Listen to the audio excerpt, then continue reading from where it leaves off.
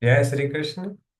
In this session, we continue our study of chapter 17 of the Bhagavad Gita, focusing on verses 20 to 28. So, this is going to be the concluding session of this chapter. And this chapter builds upon the previous session, where Lord Krishna explained how individuals influenced by the three gunas perform yajna and tap, that is sacrifice and austerity. In this session, we will explore his teachings on charity, that is Dānam, and how it is shaped by gunas. So let's delve into the insightful discussion. Om Sri Bhagwan Vach दातव्यम् इति यद् दानं दीयते नूपकारिणे देशे काले च पात्रे च तद् दानं सात्विकं स्मृतम् यत् तु प्रत्युपकारार्थं फलम् उद्दिश्य वा पुनः दीयते च परिक्लिष्टं तद् दानं राजसं स्मृतम्. Lord Krishna says, the gift which is given with a sense of duty, moral obligation, or social obligation at a proper place and time, means where and when it is really needed, to a worthy recipient, and without any expectation in return, is considered to be done in the mode of goodness, that is, in the mode of sattva. What is the advantage of such charity where you don't have any expectation of reciprocation, wherein you are doing this to the right person, to the deserving person? Such charity cultivates humility, compassion, and detachment, and thus fosters inner peace and spiritual growth. Then he talks about uh, the charity, the dan, which is done by Rajsi people, those in the mode of passion. The gift which is given in expectation of something in return. So those with transactional mindset will do this. They will do charity, but they will expect some benefit, some return because of this act, or with a desire of reward or honor, or they do grudgingly, under moral pressure or compulsion. So such dan, such charity is said to be done in the mode of rajas, that is passion. Then Lord Krishna further says, Adesh kale yad danam apatrebhyascha diyate asakritam avagyatam tatatam samudahritam. That gift which is given at an inappropriate place and time, means condition is not suitable. Probably, the charity at this place or at this time will have negative impact. So this shows lack of awareness and thoughtfulness.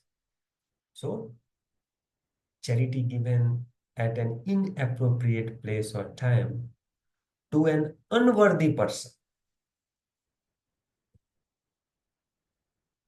undeserving person, without respect, is declared to be done in the mode of tamas, that is ignorance. This results in no positive outcome for either the giver or the recipient. So these three types of charity Lord Krishna talks about in these three verses 20, 21, and 22. So charity done in the mode of goodness cause something which is beneficial for us, which helps our life live in a better way. Whereas those done in the mode of passion or in the mode of ignorance are of little or no value. Now, in the subsequent verses, Lord Krishna talks about the essence of Om Tat Sat. We have heard it a lot. So, what is this?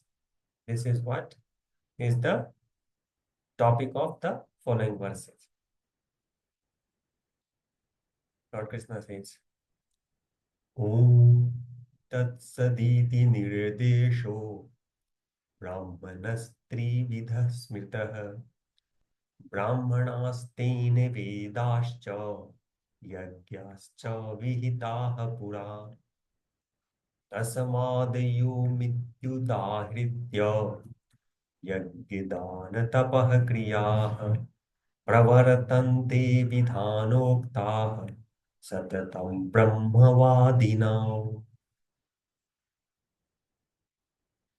In these two verses, Lord Krishna explains the profound significance of Om Tat Sat, the threefold designation of the Supreme Reality.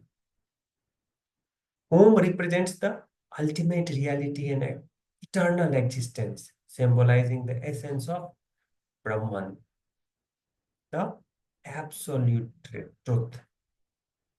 Tat, the literal meaning of Tat is that.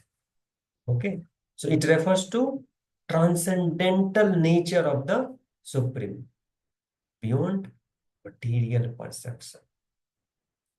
And Sat signifies the truth and existence, underscoring the enduring reality of the divine while highlighting the transient and illusory nature of the worldly existence, both living and non-living.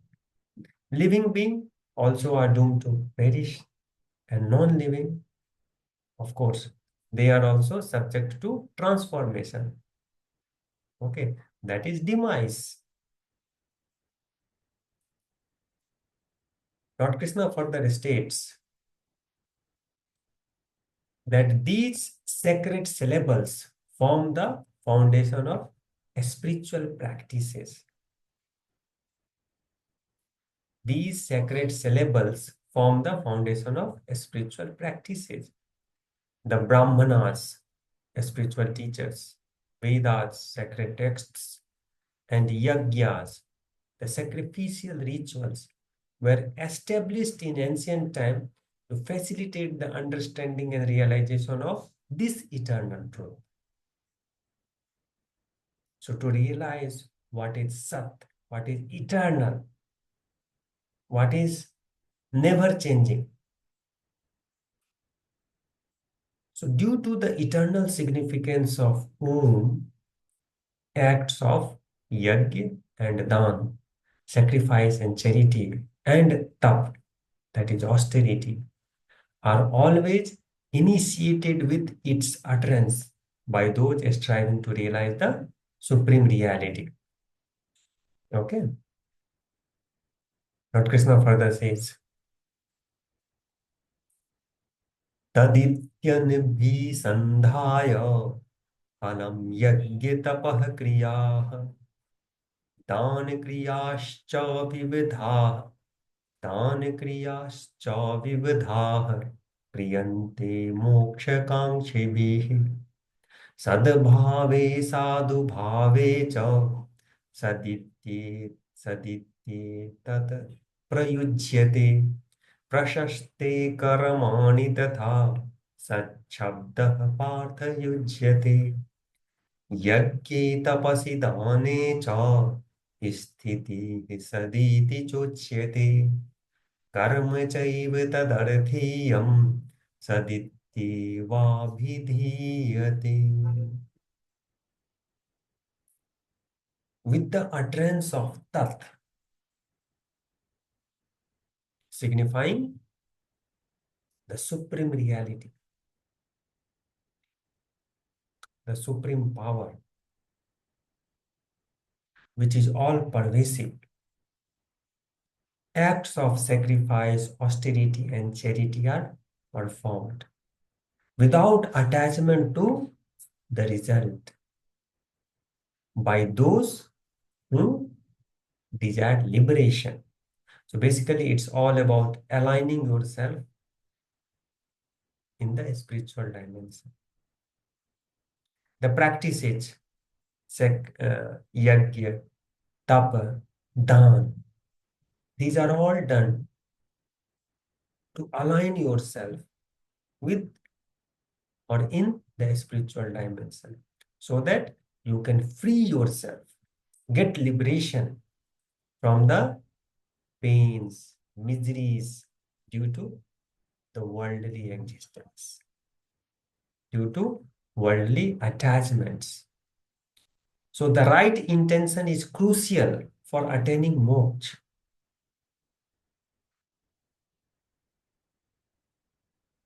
You have to be clear in your goal, and that should be the spiritual goal, aligning with the spiritual dimension, aligning in the spiritual dimension. Now, performing one's duty with the mindset of offering them to divine or for greater good, free from desire or recognition or personal gain, is the path to freeing oneself from the bondage of attachment to outcomes. The word Sat, Sat means truth. Okay, so the word Sat signifies the eternal nature of reality or goodness. It is associated with praiseworthy actions. The action which is going to make you free from miseries and pain, that is Sat. Those Sat here means right also, right and truth both. So it is associated with praiseworthy actions that align with the virtue and righteousness. Sat represents truth, moral excellence, and eternal essence of existence. So physical existence is not the essence of our life. The essence of our life is a spirit, the energy which makes this body moving, which makes this body discernible, which makes this body a thinking machine. Okay. So a steadfastness in sacrifice, austerity, and charity is described as Sat. A steadfastness means continuous engagement in such act of yajna, tap, and dāna, sacrifice, austerity, and charity, is described as Sat actions. We may call it like this. And what does it signify? It signifies that such acts keep one aligned in a spiritual dimension and our material plane. And being on material plane causes all types of pains and miseries. And that's the purpose of Om Tat Sat. Align yourself in a spiritual dimension of the existence and rise above the material plane. So similarly, any action performed solely for the sake of the Supreme is also called Sat. Then Lord Krishna at the end says, Asraddhaya hutam dattam tapastaptam kritam chayat asadityuchyate partha na cha tat prepyano iha. Lord Krishna at last declares that any act of yajna, tap, and dan performed without faith is considered asat. When we say faith, means we have to have firm belief in the spiritual aspect of our existence. So if there is no such faith, then all these acts, which actually are meant to align ourselves with the spiritual dimension, is of no use, is asat, is false, and it holds no value, neither in this life nor afterlife. So afterlife should not be taken as, the next birth. Afterlife means posterity. Today and future. Future is afterlife. If you understand Gita well, it will be obvious. Okay. So what does it signify? It signifies that faithless acts neither contribute to one's spiritual growth nor leave a lasting impact. So death here means in posterity, later part of our life.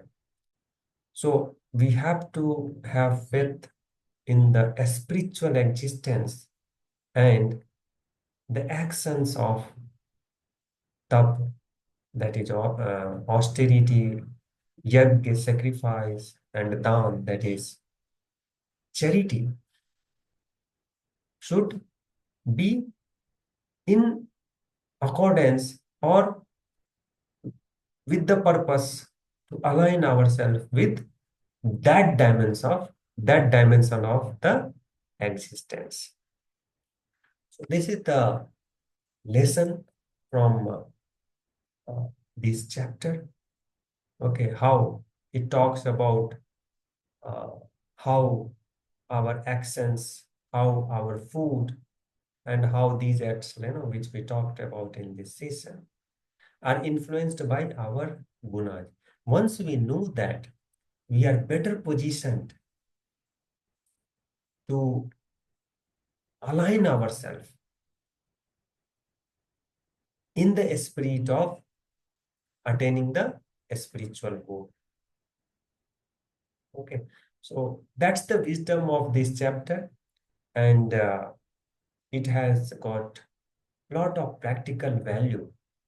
If we imbibe the lesson, the learnings of this chapter in our life, definitely our life is going to be much more peaceful, much more content, and much more smoother. So that's all from chapter 17 of the Bhagavad Gita. We will continue with our study of Bhagavad Gita. And in the upcoming session, we will be taking up chapter 18, which is the last chapter of Bhagavad Gita. Basically, it summarizes the learnings, teachings, wisdom there in the remaining 17 chapters. So keep watching. Thank you very much.